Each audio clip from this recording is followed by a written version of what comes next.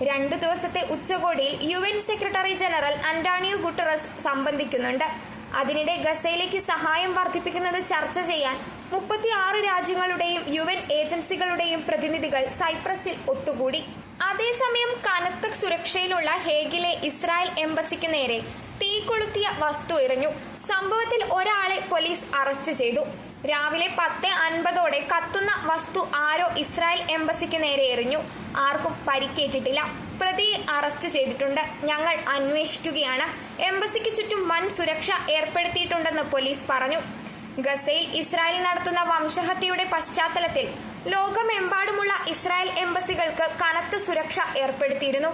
ഗസയിൽ 10,000-കണക്കിന് സ്ത്രീകളും കുട്ടികളും അടക്കം 31,988 പേരാണ് ഇസ്രായേൽ ഇതുവരെ കൊലപ്പെടുത്തിയത്. ലോകരാഷ്ട്രങ്ങൾ ഒന്നടങ്കം വെടിനിർത്തലിന് ആഹ്വാനം ചെയ്തിട്ടും ഇസ്രായേൽ അംഗീകരിച്ചിട്ടില്ല.